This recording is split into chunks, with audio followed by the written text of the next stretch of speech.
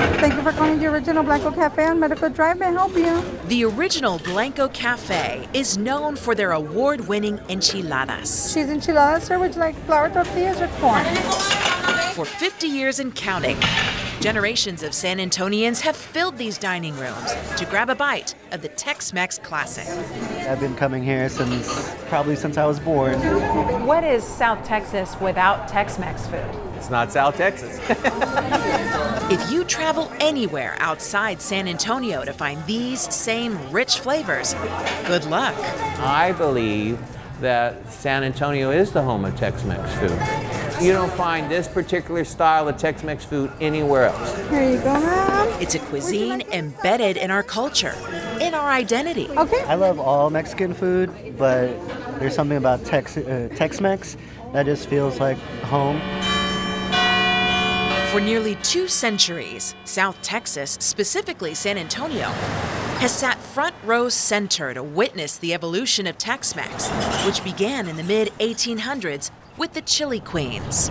These women graced San Antonio plazas with open-air food stands selling guisados, a stew of sorts, blending European ingredients with traditional Mexican recipes. Recipes that date back almost 10,000 years. You know, wild hare or deer, a lot of cactus, chile, squash, beans, corn. People from all around the country wanted to come down and experience these flavors for themselves. The iconic Chili Queens were run out of business when San Antonio enforced strict early sanitation reform laws. It was this idea that if you weren't white and making these foods, that it wasn't sanitary. That discrimination was embedded in the food early on. By the early 40s, there was no more Chili Queens left. From the 1940s until the 2000s, the cuisine evolved to the style many of us are accustomed to today. Tex-Mex is very commercial. It's cheap.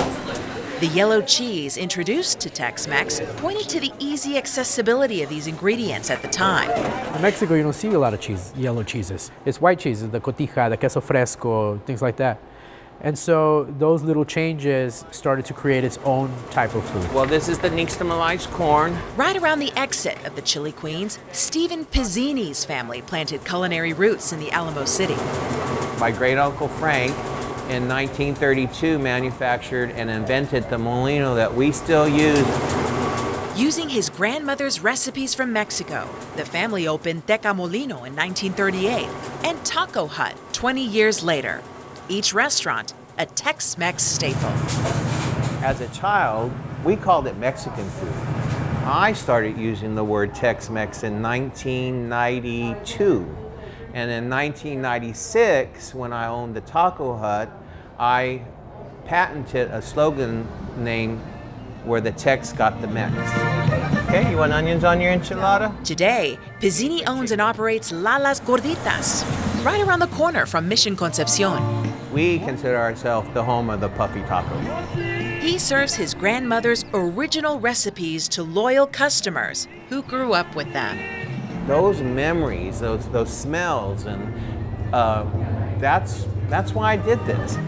Late last year, food critics attacked Tex-Mex, proclaiming the death of the cuisine as we know it. Cruz, your order's ready, Cruz. That strikes a nerve with Chef Pizzini. And this is Angela's. He believes consistency and tradition are critical to survival. Let's celebrate Tex-Mex food. Let's not dismiss it. It is a cuisine. #1 top selling year-round. Chef Juan Rodriguez grew up selling tamales door-to-door with his mother on the west side. To me, it was fun. I liked it. And I got it with jalapeno or without. And I got bean and cheese. He started his own business selling tamales. Los de carne guisada los quieres con queso, sin queso. 25 years ago, his wife pitched a radical idea to boost sales. Thank you. Have a good day. My wife is white, and I'm Hispanic. So one day she's all, why don't we put cream cheese in the tamales, in the chicken tamales? And I was like, no, that's a horrible idea. He took a leap of faith and tried it. But these tamales weren't selling in heavily Hispanic areas around San Antonio. All these people were telling me, you need to go to Universal City, where there's more white people who might like cream cheese in their tamales. They just absolutely loved it. And it just took off from there. His quick success motivated him to evolve his menu even further. Two bean and cheese, two carne guisada, and two barbacoa. adding more non-traditional flavors like barbacoa, even egg roll ingredients to his tamales. Thank you. Have a good day. I used to tell my mom, Bye. yo les quiero hacer sus chiflazones a la gente. Whatever they want, I want to make it. Now, more Tex-Mex menus are featuring health-conscious options. Some people don't eat lard in their tamales. You know, so in the masa, we make tamales without lard. Hey guys, come on in. Before our eyes, Or next time we cut the carrot and then mandolin. we see in many spaces We wanted to open a restaurant that could tell the history of Mexico through its gastronomy. We had a lot of fun kind of reworking some of these ingredients. the originality of this cherished cuisine coming back. So here we have our flour tortillas that we've made using white Sonora wheat. And on the side, we have our house smoked pecan butter. More ingredients originating in Mexico are easier to get. Right near the coastline off of Sonora grows the iconic chile chiltepin. Many believe Tex-Mex has come full circle. I think it's time that we take it back and honor it the way that it's supposed to be honored. Let's honor it, let's respect it, let's celebrate it. More importantly, let's eat it. Alicia Nieves, Ken's 5.